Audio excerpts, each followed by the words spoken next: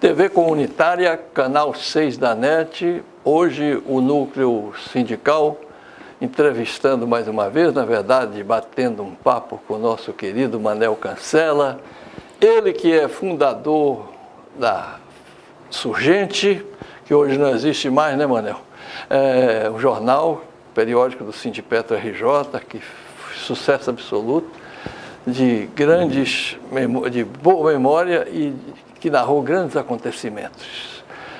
Manuel Cancela também foi presidente do Sindipetro, depois, com a mudança do estatuto, coordenador geral, fundador da FUP, Federação Única dos Petroleiros, um dos fundadores também da Central Única dos Petroleiros e da Federação Nacional dos Petroleiros, de quem ele foi também coordenador, da qual ele foi coordenador geral. Manuel de Almeida, Jorge de Almeida Cancela. Seja bem-vindo aqui às nossas câmeras da TV Comunitária para você saudar os nossos e as nossas telespectadoras e telespectadores, Manel. Muito obrigado, meu amigo presidente da TV Comunitária, Francisco Soriano. Esse óculos aqui em homenagem ao amigo do Max, que falou que eu fico... Como é o nome dele? Dote. Falou que eu fico muito bonito. Então, em homenagem a ele, eu estou de óculos escuros. É uma satisfação estar de volta aqui na TV Comunitária e eu me orgulho muito de participar desse programa. Manuel Cancela, foi bom você já ter feito aqui o destaque. Max Figueiredo é nosso querido, nesse instante, operador de câmara. Ele é extremamente modesto, porque no currículo dele de jornalista, ele é também apresentador, ele faz edição, é um cineasta também. Então, dito isso, é devido, Max, aos nossos agradecimentos aí ao seu trabalho e também a você que está nos assistindo. Manuel Cancela, você se tornou um editorialista mensal aqui na nossa TV Comunitária e nós não podemos abrir mão de você, talvez nunca mais, enquanto a gente aqui mantiver o nosso núcleo sindical. Vamos começar com o nosso cenário que a gente pode subdividir em cenário internacional. Copa do Mundo, e como é que você está vendo o mundo? Moscou não é aquele inferno vermelho não, né, Manel? Pois é, Copa do Mundo transcorrendo normal, né? O Brasil está fora, infelizmente, mas os grandes também estão caindo, né?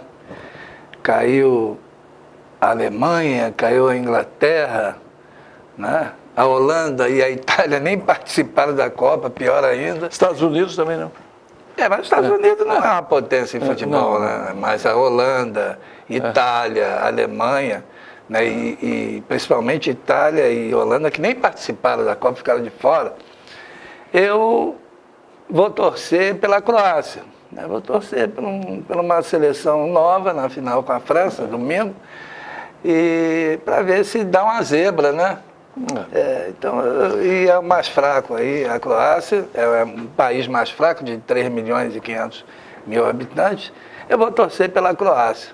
Até porque a Croácia ainda não experimentou a posse do caneco, né? A França já foi campeã mundial. É verdade. Agora, Manel, o drama dos refugiados, cada vez maior essa tristeza, né? Esse quadro aí deles morrendo em alto mar, ficando à deriva quase, aguardando que algum país, e foi a Espanha que os aceitou, né, depois de outros ter negado, o que constitui um crime, né, de lesa humanidade quando alguém está precisando de, efetivamente, não somente abrigo, como também alto mar e amontoados, né, e a gente, sobretudo, sabe que quem mais deveria receber refugiados de guerra foi quem causou essas guerras, fomentou-as, bombardeando os países, acabando com sua infraestrutura, que são os Estados Unidos, né? Com um agravante, Soriano, que é a questão dos imigrantes, né, que entram nos Estados Unidos, né, que tentam entrar, né, estão tendo seus filhos colocados uma espécie de uma prisão, um abrigo, né? 49 crianças brasileiras estão isoladas de seus pais, né? E milhares de crianças do mundo inteiro estão na mesma situação que as brasileiras, né? É lamentável que com a presença do vice-presidente americano, o nosso golpista de plantão, Michel Temer, não tenha endurecido com o governo americano, exigindo o retorno dessas 49 crianças brasileiras para junto de seus pais, né? Então, realmente o governo Trump é um desastre, né? Em relação a... E agora ele, com a vitória do México, do Obrador, ele diz que vai retornar lá a construção do muro que divide os Estados Unidos do México. Então, a decepção vitória da esquerda, vitória das forças populares lá, esmagadora, né, mano? Venceu também ele para presidente e a maioria do Congresso, né? Ganhou a maioria do Congresso também? Também. E ele já anunciou que ele não vai morar em palácio. Ele não vai deixar sua antiga residência, não vai mudar seus modos de vida. E não quer nem segurança especial, eu vi também. Muito bom isso aí, né? Mostrar uma forma diferente de governar, né? Que, aliás, o presidente Lula, ele foi muito modesto, né? Mas talvez tenha faltado esses lances de impacto, né? Porque isso aí causa um impacto, porque o Lula, depois de 3 anos investigando, ninguém conseguiu provar nada contra ele, né? Tentam impor a ele a posse de um triplex no Guarujá, que até o Maluf falou, isso aí é 3 Minha Casa Minha Vida, né? Um triplex no Guarujá, Chinfrim, e um sítio em Atibaia que eles não conseguem provar. Não, mas vamos para o primeiro caso. Ele está preso em função do triplex, que não é dele e que alegaram que foi feita uma obra especial para ele ali habitar. Uma obra milionária no triplex. Mentira que essa obra não existe. 1.200.000 reais essa obra, né? A mídia chegou a mostrar fotos do triplex luxuoso, né? E por acaso nós descobrimos que essa reforma nunca existiu. E como é que descobrimos? Descobrimos quando o MTST foi lá e ocupou o triplex de Guarujá em protesto à prisão do Lula. E tinha até faixa dizendo, se o triplex é do Lula, é nosso. Eles ocuparam. E quando chegou lá, cadê o triplex de luxo? Cadê o elevador privativo para o presidente Lula? Nada disso existia, é uma mentira. Isso é um fato novo. Você está nos autos e não é verdade, né? E Lula está preso por causa disso. Notas fiscais, Manuel? Notas fiscais, tudo falsa, né? E algumas com endereço de Curitiba, né? E o que envolve diretamente o juiz Sérgio Moro é que ele pessoalmente impediu os advogados de Lula de vistoriarem as obras da reforma e também de terem acesso às notas fiscais da tal obra, que hoje a gente sabe que é tudo falsa, né? Então, o Lula, ele a cada dia mais fica insustentável a sua prisão. Pelo menos a maioria da sociedade enxerga isso e tem respondido isso nas pesquisas, que cada vez ele sobe mais das pesquisas e cada vez ele vai sendo mais massacrado pelos golpistas. Agora teve uma juíza que proibiu ele de dar entrevista. Quer dizer, o Marcinho VP, esse já morreu, mas o estuprador... Bolsonaro? Os presos, bandidos, um estuprador de 37 mulheres, o médico, deu entrevista, né? A menina que matou os pais lá, deu entrevista, né? E dá entrevista, né? E o Lula é proibido, não só está preso, como é proibido de dar entrevista, de gravar qualquer mensagem para o povo brasileiro. O Manuel, sobre a Lava Jato, há quem diga que o juiz Moro pode ser chamado de promotor, pode ser chamado de auxiliar de acusação e nunca de juiz, porque a maneira parcial, a maneira assim, eivada de ódio com que ele se refere ou trata do caso do Lula, né? Agora, por exemplo, ele não é mais juiz do Lula. E como é que ele desobedece? Como é que você vê isso, esse caso do Lafrebe, né? Do desembargador que decreta o habeas corpus do Lula e não é cumprido? O Rogério Favretto, desembargador, ele deu um habeas corpus de liberdade para o Lula, né? E o Moro de Portugal, numa praia, de férias. Ele estava, tanto que estava, que tem no site da Xuxa, se você quiser, telespectadora e telespectador, você pode conferir isso daí. No site da Xuxa aparece o cartaz convidando a população para uma palestra que o Moro faria em Portugal. Cita até qual é a cidade. Então, agora, ele quer desmentir que não estava em Portugal, que é um agravante. Como é que a pessoa pode despachar fora do país? Aliás, o Manel, a rigor, até um dirigente que dirá o Poder Judiciário não pode fazer declarações sobre o seu país fora do seu país. Isso é uma falta de ética, até um presidente da República. Aconteceu lá um caso assim, você é a favor ou contra o acusado? Não pode, fora do país não pode. Tem um monte de questões que botam em xeque o Moro. Quem deu o habeas corpus é um desembargador, é um superior do Sérgio Moro, que Sérgio Moro é um juiz federal de primeira instância, né?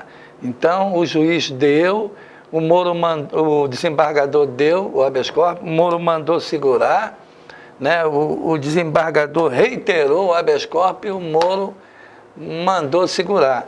Agora, a própria Globo está tentando desmentir, porque a coisa é tão grave, o que foi feito, que a Globo está por trás dessa história de dizer que ele não estava em Portugal, para diminuir a gravidade da atitude que ele teve. Porque, na verdade, e isso envolve também a Polícia Federal lá de Curitiba.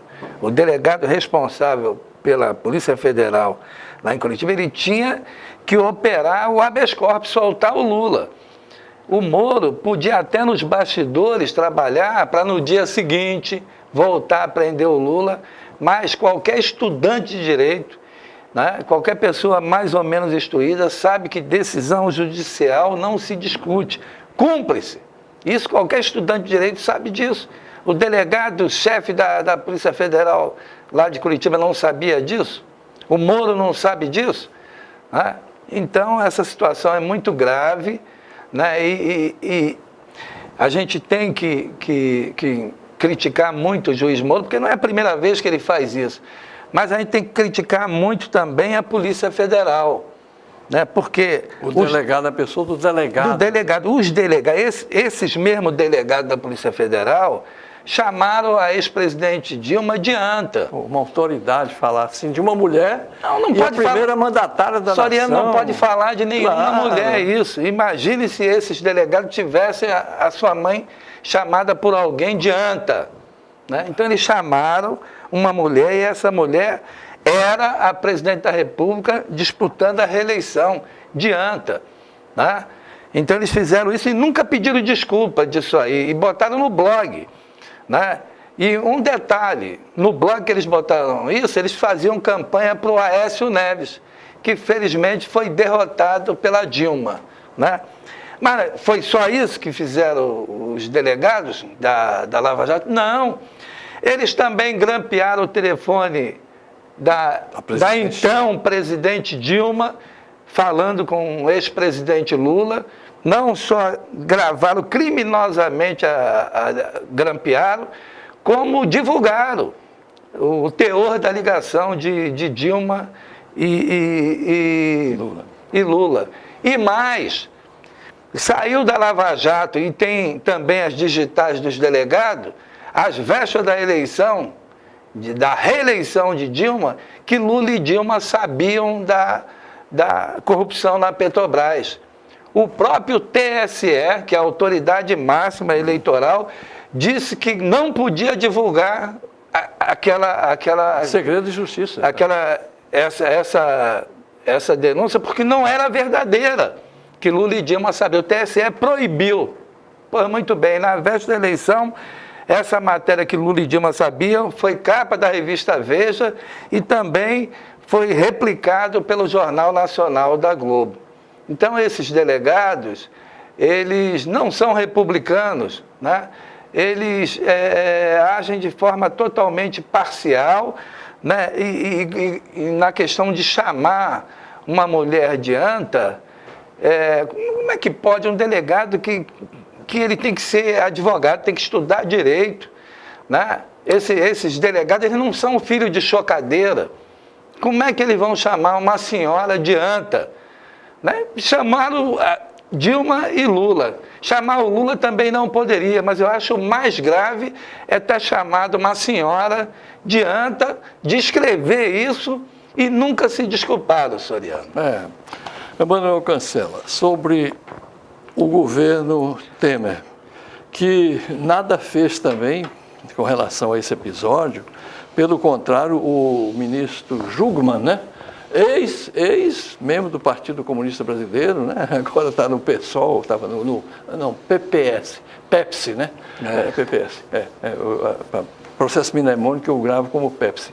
E faz, pelo contrário, uma declaração de que estava certo em não ter soltado o ex-presidente Lula, quando a gente vê que presos, citados na Lava Jato, você citou Aécio, está citado o Jucá, está citado o Temer, quantos mais? Aécio, inclusive... Aécio é o mais delatado na Lava Jato. É o mais delatado na Lava Jato. Nunca vazou uma delação dele para a grande imprensa.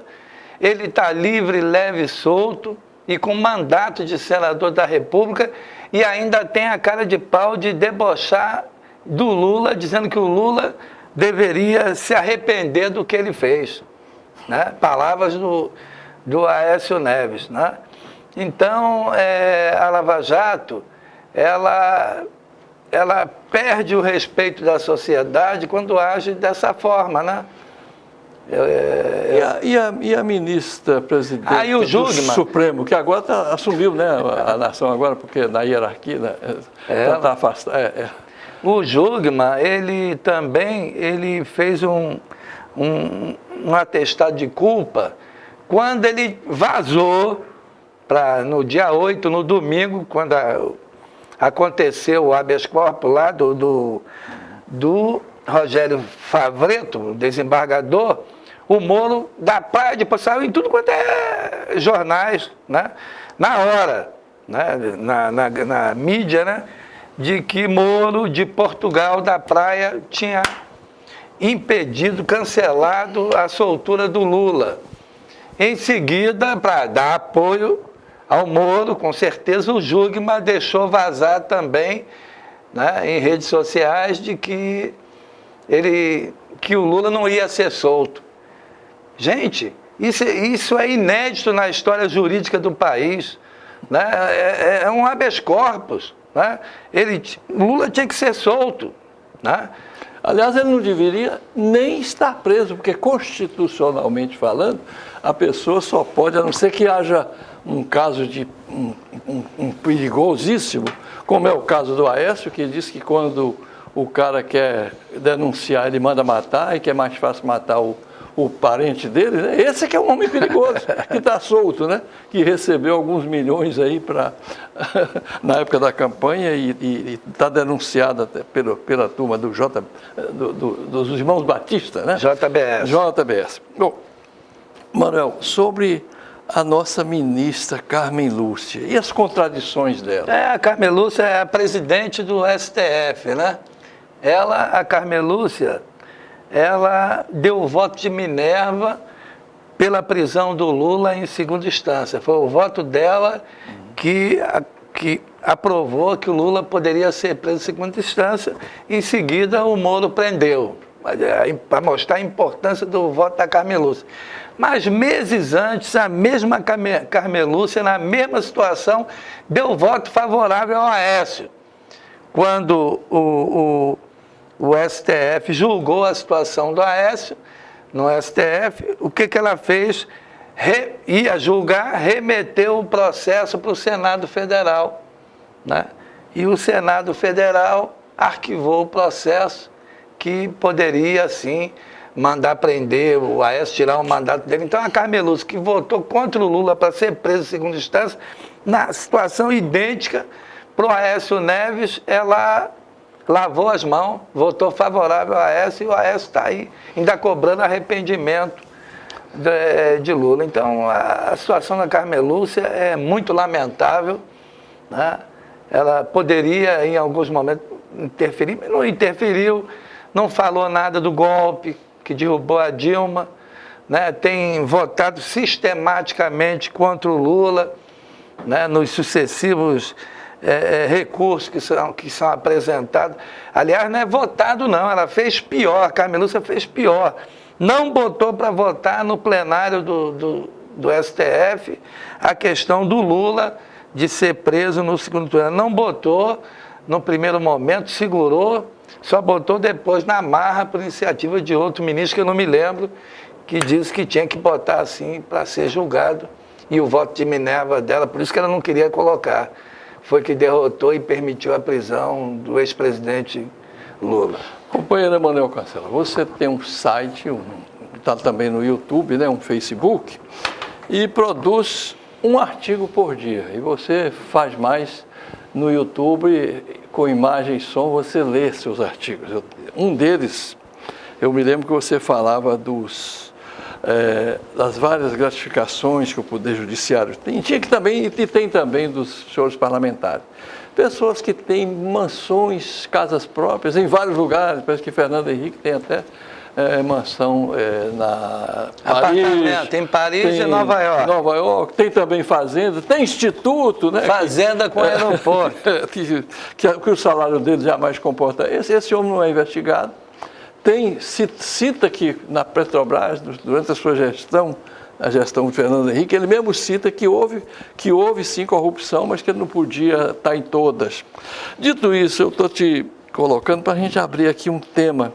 Quais são as novidades do processo Tacla Duran, em que ele acusa o juiz Moura de vender sentenças? Como é que é isso?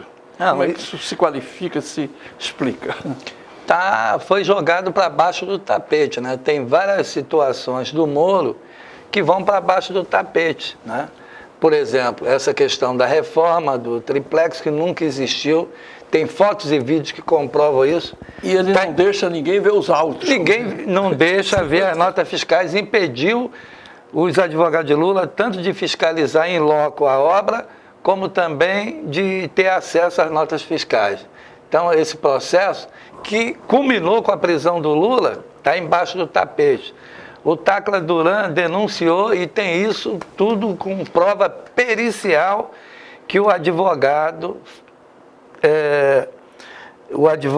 Carlos Zucoloto Júnior, compadre de casamento do Moro e sócio da sua esposa, ex-sócio de sua esposa Rosângela Moro, falando com Duran em nome da Lava Jato, pediu a ele $5 milhões para o Duran conseguir a prisão doméstica e mais, né? Pediu por fora $5 milhões para o Duran ter a prisão doméstica e também um perdão de $10 milhões de perdão de dívida da Odebrecht. Então, tanto esses 5 milhões, eu não sei o que é mais grave, se é pedir por fora 5 milhões, uma Lava Jato, ou perdoar $10 milhões da multa da Odebrecht, porque isso também seria dinheiro público, né? Porque é da Receita Federal, iria para creche, para escola, para hospitais, né? Então, não sei o que é mais grave. Tudo isso está embaixo do tapete. Como agora também eles querem desmoralizar a atitude do Moro em cancelar o habeas corpus, já estão dizendo, a Globo está dizendo que o Moro não estava em Portugal. Então isso é muito grave e o Moro até hoje tem conseguido jogar tudo para baixo do tapete. Não sei até quando isso vai acontecer. Mas nós precisamos de trazer, toda vez que se fala em Moro, se fala Petrobras, que hoje está claro, pelo menos para mim, que a Operação Lava Jato tinha como objetivo prioritário, principal e único, quase que único praticamente, acabar com a engenharia nacional, que era exitosa no mundo inteiro, e a Petrobras, ou seja, o petróleo, o pré-sal. E nesse sentido é que eu pergunto a você, você conseguiu derrubar o GRO, né? o ex-presidente. E o Ivan Monteiro, você derrubou um, mas continuou o testa de ferro dele, o pau-mandado, o Ivan Monteiro, como é que é isso? Desde o primeiro, não fui eu que derrubei o Pedro Parente, mas desde o primeiro momento eu denunciei publicamente o Pedro Parente. É por conta da origem dele. Ele foi ministro do apagão de Fernando Henrique, ele participou da venda de 40% das ações da Petrobras em Nova York, quando o ministro Fernando Henrique, por 10% do valor das ações em Nova York. E ele já era réu em 2001 de uma ação sobre venda de ativos na Petrobras, desde 2001. Então, quando ele apareceu, eu já fui jogando pedra e falei o que eu estou falando aqui para os senhores, eu falei dentro da Petrobras, em rolezinho lá, parando os funcionários e gritando lá dentro da sede onde ele ficava lotado. Você falou também junto ao Ministério Público, tem uma ação sua lá. E fiz uma denúncia que até hoje o Ministério Público não respondeu. Fiz uma ação em novembro de 2016 denunciando a gestão criminosa dos tucanos FHC e Pedro Parente. Né? Isso eu fiz em novembro de 2016. Até hoje não tem resposta, né? Então eu nunca acreditei no Pedro Parente. Então nós conseguimos derrubar ele, mas na verdade, Soriano, ele só saiu de nome da presidência da Petrobras. Ele continua, Pedro Parente, por trás de Ivan Monteiro, ele continua presidente da Petrobras. As ações do Ivan Monteiro dentro da Petrobras são todas ações que já haviam sido tornadas públicas pelo Pedro Parente. Por exemplo, o Pedro Parente já tinha dito que ia vender a refinaria. E hoje, com tristeza, a gente vê na mídia que o Ivan Monteiro anuncia que a Petrobras vai vender 60% de 4 refinarias. O filé mignon da indústria de petróleo. E vários terminais e dutos. Já vendeu o duto Sudeste, agora vai vender os dutos aquaviários da Petrobras. Então, eles estão destruindo a Petrobras. Ou seja, vamos relembrar, é a refinaria do Paraná, do Rio Grande do Sul e duas do Nordeste, né? E duas do Nordeste. E ele continua. Hoje ele estava na rede oficial dos americanos aqui no Brasil, que é a Rede Globo, exatamente anunciando que o Congresso tem que rever isso que foi decisão do tribunal no sentido de bloquear essa venda, essa entrega, porque aquilo é o emprego deles, né, Manuel? Só para o telespectador ter ideia, só em 3 meses o Brasil pagou aos Estados Unidos 4 bilhões de reais, em 3 meses, 4 bilhões de reais, pela importação de diesel dos Estados Unidos. Isso em 3 meses, 4 bilhões de reais, para ver qual o retorno, o lucro de uma refinaria. E o Brasil, dos governos Lula e Dilma, já tinham feito a terraplanagem de duas, a Abreu Lima ainda foi construída, de 2 refinarias que ficou no papel, eles cancelaram, que é do Ceará e do Maranhão. Essas 2 refinarias do Ceará e do Maranhão nos daria autossuficiência. Nós não estaríamos pagando, por exemplo, esses 4 bilhões, esse dinheirama que a gente está pagando aos Estados Unidos pela importação de diesel e também de gasolina. Além de nós não precisarmos importar com essas 2 refinarias, que já estavam com a terraplanagem, já tinha sido gasto muito dinheiro, nós teríamos um plus de exportação, ou seja, o Brasil ainda ia fazer caixa com a exportação de derivados de petróleo. Então, é muito lamentável. Mas estava subfaturada as obras. Prende quem subfaturou, mas a obra não podia parar. Manuel, mais um minuto para você. O nosso programa, infelizmente, chega ao fim. E queremos, antes de você usar esse minuto, agradecer a você, telespectadora e telespectador, pela audiência, e TV Comunitária, Canal 6 da NET, transmitindo também online, tvcrio.org.br. Um minuto, o que fazer? A esperança.